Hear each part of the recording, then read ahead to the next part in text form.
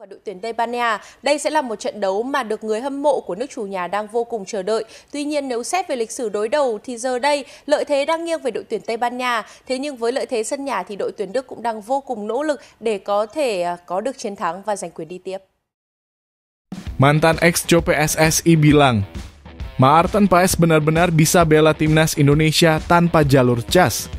Malah kalau bisa jangan ke cas dulu. Saksikan beritanya sampai selesai agar kalian tidak termakan hoax. Oke. Hahaha. Vietnam tiba-tiba buat turnamen sendiri di acara FIFA Matchday. Takut rankingnya dikejar timnas Indonesia kah? Pelan-pelan, mimpi pemain Indonesia bermain di Premier League bisa terwujud. Ini yang harus dilakukan agar pemain kita bisa bermain di Premier League. Jika Maarten Paes benar-benar tidak bisa membela timnas Indonesia di bulan September, kiper dari Bundesliga ini bisa jadi alternatif. Siapakah dia? Saksikan videonya hingga selesai ya.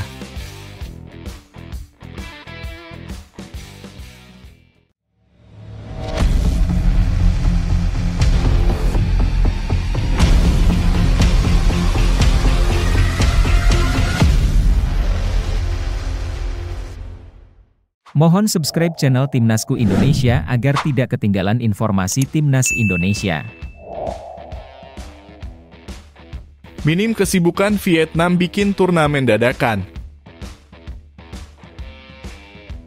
Timnas Vietnam mengadakan turnamen persiapan Piala AFF saat Timnas Indonesia sibuk mempersiapkan diri untuk putaran ketiga kualifikasi Piala Dunia 2026. Menjelang Piala AFF atau ASEAN Cup 2024, Timnas Vietnam mengadakan turnamen dadakan untuk mempersiapkan tim mereka. Ini dilakukan setelah mereka gagal melanjutkan kiprah di kualifikasi Piala Dunia 2026, berbeda dengan Timnas Indonesia yang masih berjuang. Sementara Timnas Indonesia fokus mempersiapkan tim untuk putaran ketiga kualifikasi, Vietnam hanya dapat mengadakan turnamen persahabatan. Turnamen tersebut akan melibatkan Timnas Lebanon dan Timnas India dan dijadwalkan mulai 9 Oktober mendatang. Meskipun turnamen ini dikatakan sebagai persiapan untuk Piala AFF 2024, tampaknya Vietnam memiliki tujuan lain.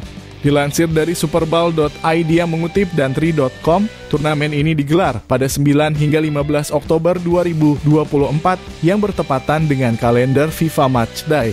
Vietnam mungkin tidak ingin peringkat FIFA mereka turun, terutama ketika Timnas Indonesia memiliki kesempatan untuk meraih poin FIFA.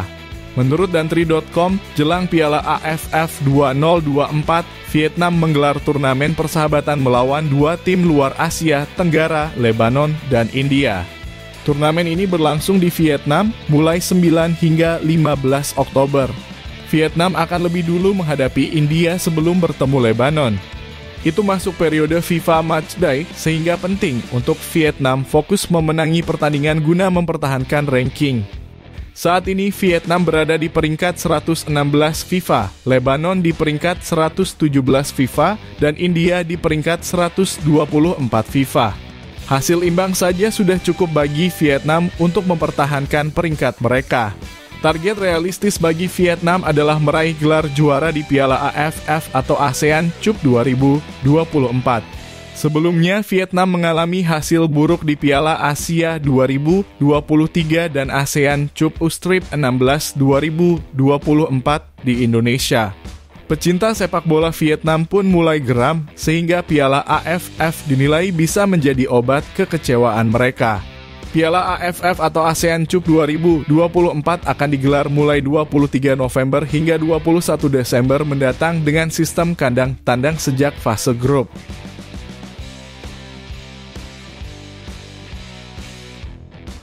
Pelan-pelan pemain Timnas Indonesia bakal tembus Premier League. Penggemar sepak bola Indonesia bermimpi melihat pemain Timnas Indonesia bermain di Liga Premier Inggris. Dan upaya untuk mewujudkan mimpi ini dimulai dengan Oxford United, klub yang bermain di kasta kedua Inggris. Sejak 2022, Oxford United diakuisisi oleh dua pengusaha Indonesia, Erick Thohir dan Anindya Bakri, yang kini memegang 51% saham klub tersebut. Erick Thohir dan Anindya Bakri memiliki target untuk membawa Oxford United naik ke Premier League. Impian ini perlahan terwujud setelah Oxford United berhasil promosi ke divisi Championship, kasta kedua Liga Inggris untuk musim depan. Setelah mendapatkan tiket promosi, Oxford United mulai melakukan berbagai upaya untuk memperkuat tim mereka. Dikabarkan mereka tengah mengincar beberapa pemain timnas Indonesia untuk bergabung dengan skuad mereka. Erick Thohir, yang juga menjabat sebagai Ketua Umum PSSI, memberikan dukungan besar kepada timnas Indonesia melalui kepemimpinannya di Oxford United. Sejak mengakuisisi saham mayoritas klub, Erick Thohir dan Anindya Bakri siap berbagi fasilitas dengan timnas Indonesia. Anindya Bakri menyatakan bahwa Oxford United sangat terbuka jika timnas Indonesia ingin menjalani pemusatan latihan di Inggris dan menggunakan fasilitas latihan klub. Mereka berkomitmen untuk memenuhi semua kebutuhan pemain timnas Indonesia untuk mendukung kemajuan sepak bola Indonesia. Selain itu, Erick Thohir dan Anindya Bakri berharap dapat membuka peluang bagi pemain Indonesia yang ingin berkarier di Inggris. Terbaru, Oxford United dikabarkan mengincar 3 pemain timnas Indonesia yang sedang berkarier di Eropa, Elkan Bagot, Nathan Chu Aon, dan Marcelino Ferdinand, yang dirumorkan akan bergabung dengan Oxford United.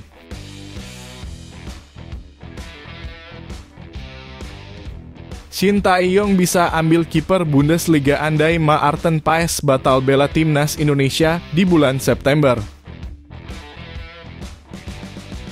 Pelatih timnas Indonesia Shin Tae-yong dipastikan tidak bisa memanggil Maarten Paes untuk pertandingan putaran ketiga kualifikasi Piala Dunia 2026 zona Asia pada bulan September mendatang.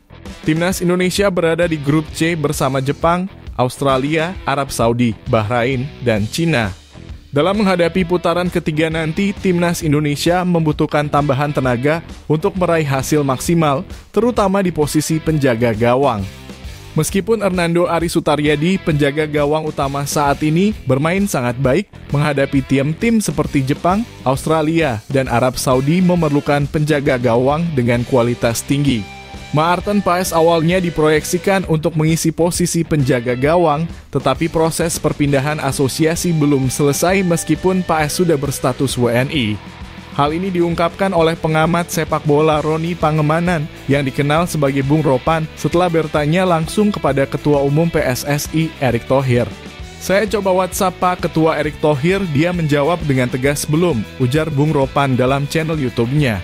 Namun Shin Tae-yong tidak perlu khawatir karena masih ada penjaga gawang lain yang bisa menjadi alternatif pengganti Maarten Paes, yaitu Daniel Klein. Daniel Klein bisa menjadi penjaga gawang utama timnas Indonesia sementara proses Maarten Paes belum selesai. Secara profil, Daniel Klein memiliki pengalaman dan kemampuan luar biasa. Saat ini dia bermain untuk FC Augsburg di Bundesliga dengan catatan 8 kali penampilan. Pemain berusia 23 tahun ini juga pernah dipanggil ke timnas Jerman kelompok umur. Dengan pengalaman tersebut, Klein akan menjadi tambahan tenaga yang signifikan bagi timnas Indonesia.